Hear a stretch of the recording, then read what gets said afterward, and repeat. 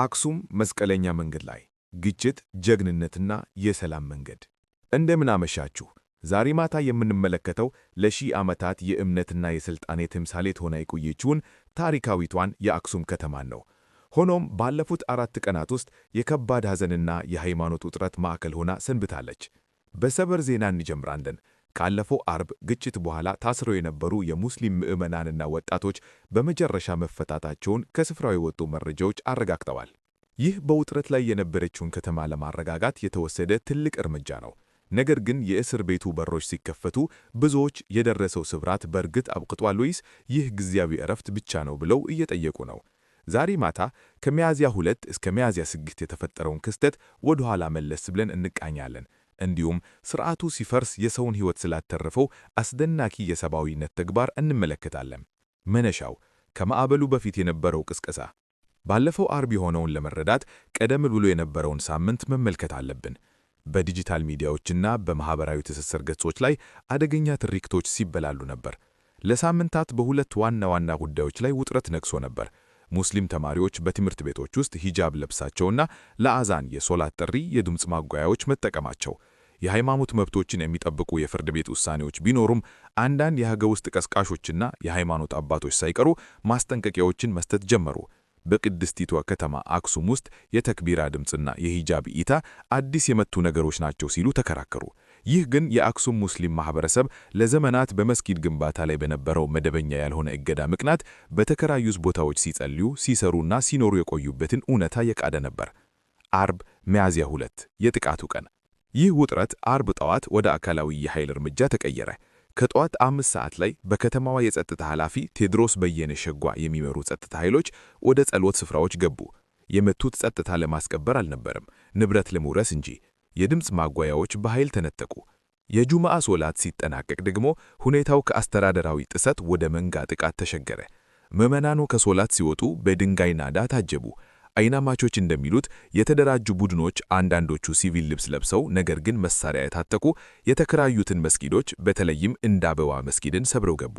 በማኅበራዊ ሚዲያው ላይ የሚዘዋወሩት ምስሎች ልብ ይሰብራሉ። የተጠደቁና የተቃጠሉ የቅዱስ ቁርአን ቅቢዎች መሬት ላይ ተበታትነው የበተኑ የተሰባበሩ ዕቃዎችና በደም የተጨማለቁ የጸሎት ምንጣዎች ይታያሉ። ይህ የትኛውንም እምነት ተከታይ ትግራዋይ ያስደነገጠ የንቀት ተግባር ነበር። የጎረቤት ጀግንነት። በዚህ ትርምስ መካከል የአብዳይ ወዲ ሰበረን ታሪክ እናገኛለን። አብዳይ ጠራ ነዋሪ ብቻ ሳይሆን ወጣትነቱን ለትግራይ ነጻነትና ዲሞክራሲ ሲታገል ያለፈ የትጥቅ ትግል አርበኛ ነው። አርብ ዕለት ታግሎ ባመጣው ሥርዓት ፖሊሶች ተደብድቦ ጭንቅላቱ ቆስሎ ደምና ደም ሆኖ መንገድ ላይ ወደቀ። ነገር ግን የአክሱም ጥነኙ መንፈስ በመንጋ ውስጥ አልታየም። ይልቁን ስሟ ሊታወስ የሚገባት አንዲት የክርስትና እምነት ተከታይ ጎረቤት ታየች። ሌሎች ድንጋይ ሲወርወሩ፣ እሷ ግን ወጣች። የለበሰችውን ነጠላ አውልቃ የሚያፈሰውን አብዳይ ደም አብሰች፣ ጭንቅላቱን አሰረችለት። መንጋው እስኪያልፍም ቤቷ ውስጥ ደብቃ አስጠለፈችው። በኋላም ወደ ሆስፒታል እንዲደርስ ባጃጅ አዘጋጀችለት። ለዓለም የታስተላለፈችው መልእክት ግልጽ ነበር። ሰብአዊነት ሃይማኖት የለውም። ባለሥልጣናት ከተማዋን ለመከፋፈል ሲሮሯጡ፣ እሷ ግን ከተማዋን ነፍስ ታድን ነበር። መፈታትና ቀጣዩ መንገድ። እስከ ዛሬ ሚያዝያ 6 እስረኞች ተፈተዋል። ይህ ለትግራይ ቤናዊ አስተዳደር ወሳኝ እርምጃ ነው። የሃይማኖት ቀሮስን ሰውን በማሰር መፍታት እንደማይቻል መገንዘባቸውን ያሳያል። ነገር ግን መፈታት ማለት ፍትሕ ማለት አይደለም። ውጥረቱ በሙሉ እንዲበርደው የሚከተሉት ነገሮች መፈጸም አለባቸው። 1. ተጠያቂነት። ንብረትን መውረስን የመሩትና የመንጋውን ጥቃት የፈቀዱ ጸጥታ ኃይሎች በሕግ ሊጠየቁ ይገባል። 2. ካሳና ጥገና። የፈረሱት መስጊዶች ሊጠገኑና ክብራቸው የተነካባቸው ቁርአኖች በሚገባው ክብር መተካል አለባቸው። 3. ሕገ ግልጽና። ሙስሊም ተማሪዎች ከቀጣይ ተነኮስ እንደሚጠበቁ መንግሥት በሂጃብ ላይ የተሰጠውን ፍርድ ቤት ውሳኔ ማስከበር አለበት። አክሱም የመጀመሪያው ሂጅራ መድረሻና የጽላተ ሙሴ ማረፊያ ናት። የዓለም ታሪክ አካል የሆነች ከተማ ናት። ከሁሉም በላይ ግን የሕዝቦቿ ናት። የሁሉም ሕዝቦች አክሱም። ማጠቃለያ። የእስረኞች መፈታት ዛሬ ለሰላም የተገኘ ድል ነው። የነገው ሥራ ግን አሁን ይጀምራል። የእናንተንም ሐሳብ መስማት እንፈልጋለን። የአክሱም ማኅበረሰብ ከዚህ ክስተት ወደፊት እንዴት መራመድ ይችላል?